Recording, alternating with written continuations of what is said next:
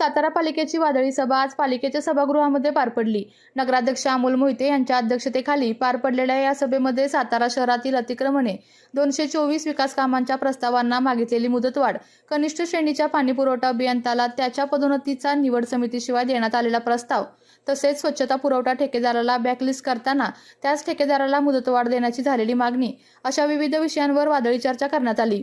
प्रश्नोत्तराच्या तासामध्ये सत्ताधारी नगरसेवकच प्रशासनावर टीकेची तोफ डागताना दिसून आले, तर शहरातील अतिक्रमण प्रश्नावर सर्वच नगरसेवकांनी आक्रमक भूमिका घेतल्याने या सभेमध्ये राजकीय रणकंदन बघायला मिळाले। नाही, मी त्यांना फोन करून विचारलेलं नाही, पण त्यांचेच बंधू आहेत।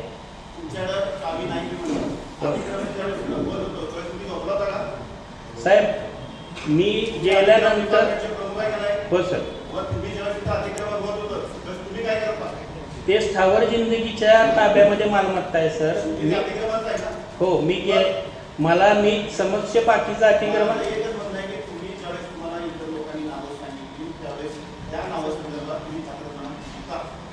मी त्या सदस्यांना फोन नाही केलेला।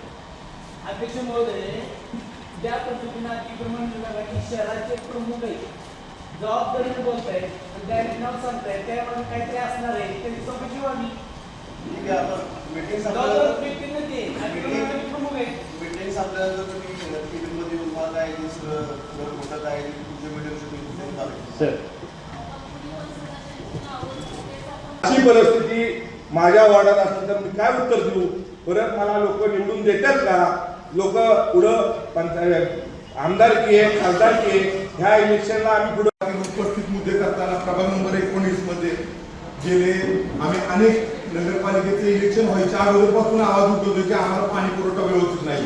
पहिल्यांदा तर मला हे सांगायचं आहे की आपण ही सभा घेत असताना MGPच्या अधिकाऱ्यांना बोलवलं पाहिजे। आमचा जो प्रश्न आहे ते महाराष्ट्र जीवन, आम्ही तिथं पाण्याचे प्रश्न सोडवायला जात असताना आम्हाला तितकीशी समाधानकारक उत्तर मिळत नाही। जे आमच्या भागात पाणी पुरवठा करतात किंवा जे आमच्या भागात नगरपालिकेचे पाणी पुरवठ्याचे अधिकारी आहेत की आम्हाला 25 वर दिले पद्धती दिली, कोणची व्यवस्था नाही।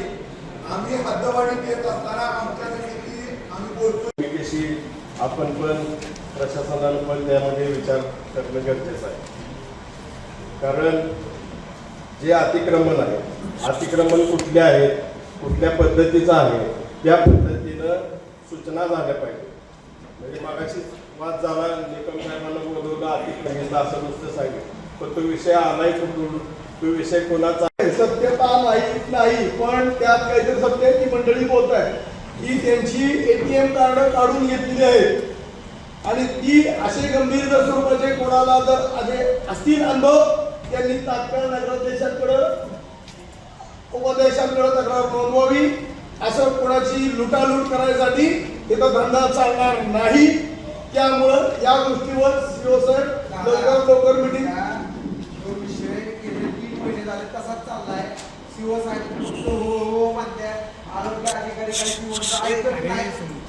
सगळ्या आमच्या आर्थिक पिळवणूक चाललेली आहे। प्रत्येक ठेकेदारांना ऐका, प्रत्येक ठेकेदारांना त्यांचे ATM कार्ड, पासबुक सगळे काढून गेलेले आहे। आपण नगरपालिकेमार्फत 18,000, 19,000, 24,000 असे पगार देतो।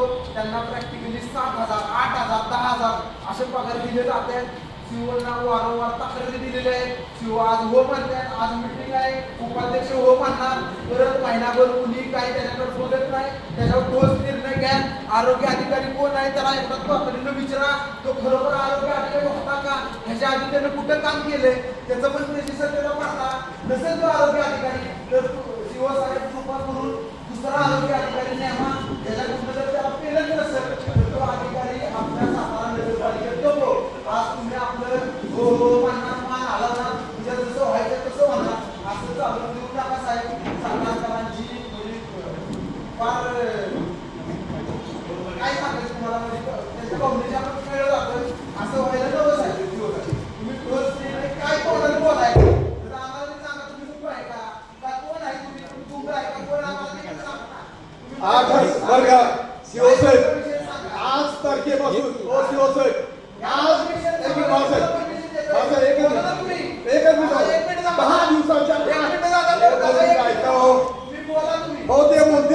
थांबा ना तुम्ही. आरोग्य अधिकाऱ्यांना पण बोलवा. काय आहे ते बोलू दे. अहो तुम्ही 2 मिनिट. सीओ साहेब 8 दिवसाची मुदत असतात, 2 दिवस सुट्ट्या तुमच्या असतात. 10 दिवसाच्या आत हा अध्यक्ष महोदय हा निर्णय जो एटीएम कार्डचा आहे आणि ज्या कुणाला पत्रकारांनी सांगतो, ज्या कुणाच्या लोकांच्या तक्रारी असतील की आमचे पैसे काढून गेले, त्यांनी अध्यक्षांकडे यावं, उपाध्यक्षांकडे यावं, आपली सांगावी, कोण ठेकेदार आहे तो सांगावा. इथं कोणाला पोसायची धंदे नगरपालिकेने काढलेले नाही. या संदर्भात एक तक्रार आपल्याकडे आली होती की चौगुले काहीतरी आहे अशी एक कंपनी जी आपल्याकडे काम करते आणि त्यांच्या पेमेंटमध्ये त्यांनी फ्रॉड केला होता, तक्रार केली, त्याचा ब्लॅकलिस्ट करायचा. आपण अजिटाईट विषय वाचा. जसं सीओ साहेब आपले खानदानी मेहरबानी जे सांगितले की तुमचे आरोग्य अधिकारी ते काम करत नाहीत, त्याच्यावर काय कारवाई आपण केली काय नाही हे पण तुम्ही स्पष्ट करा. सांगा तुम्ही. आरोग्य विभागाच्या मागील 2-3 महिन्यापासून मी जेव्हापासून रुजू झालो तेव्हापासून वारंवार तक्रारी माझ्या कानावर येत होत्या. त्यातली सर्वात महत्त्वाची तक्रार कचरा डिपोच्या संदर्भात होती. उशिरा रिपोर्टिंग केल्यामुळे कचरा डिपोचा प्रश्न वाटला होता. त्या अनुषंगाने आपण आरोग्य निरीक्षक आहे यांचा निलंबनाचा प्रस्ताव आपण राकेश गलियर यांचा निलंबनाचा प्रस्ताव आपण जिल्हाधिकारी यांच्या मार्फत आपण डायरेक्टरेट ऑफिसला पाठवलेला आहे आणि तो आजच प्रस्ताव जिल्हाधिकाऱ्यांच्या मार्फत डायरेक्टरेट ऑफिसला गेलेला आहे. तर जे काम करत नाही त्यांच्यावरती कारवाई प्रशासनाच्या माध्यमातून होतच आहे आणि इथून पुढे होत राहणार आहे. त्याचबरोबर दुसरा महत्त्वाचा विषय जो या ठिकाणी काढला की नगरपालिकेच्या माध्यमातून ठेकेदाराला किमान वेतनानुसार आम्ही पैसे देतो, प्रत्यक्षामध्ये कर्मचाऱ्यांना त्या पद्धतीने पैसे मिळत नाहीत, अकाउंटमधून पैसे काढले जातात. तर ही बाब 1 महिन्यापूर्वी एक तक्रार आली होती, त्या अनुषंगाने आली होती. त्या अनुषंगाने तो एक विषयही आपण घेतलेला आहे. परंतु इथून पुढचे जे वेतन असतील त्या वेतनामध्ये प्रशासनामार्फत पूर्णपणे खबरदारी घेतली जाईल. प्रशासनामार्फत जेवढे ठेक्यावरचे कर्मचारी आहेत तेवढ्या सर्व कर्मचाऱ्यांच्या खात्यामध्ये ते पेमेंट येत आहे का आणि परत त्यांचं विड्रॉल करून घेतलं जात आहे का नाही जात ह्याची खबरदारी घेतली जाईल. आणि त्यांच्याकडून आम्ही एक वचनचिठ्ठी घेऊ की आमच्याकडून कुणीही पैसे परत काढून घेतले नाहीत आणि जे काही 24,000 असतील, 17,000 असतील, 18,000 प्रत्यक्ष त्यांच्या खात्यावर आलेत आणि सर्व पैशाचा त्यांना लाभ मिळालेला आहे. अशा पद्धतीची आम्ही खबरदारी घेईन आणि जर कोण करत नसेल तर संबंधित ठेकेदाराचं सभागृहासमोर रिपोर्टिंग करून संबंधित ठेकेदाराला काळ्या यादीत टाकण्याबाबत सभागृहासमोर आम्ही शिफारस करतो.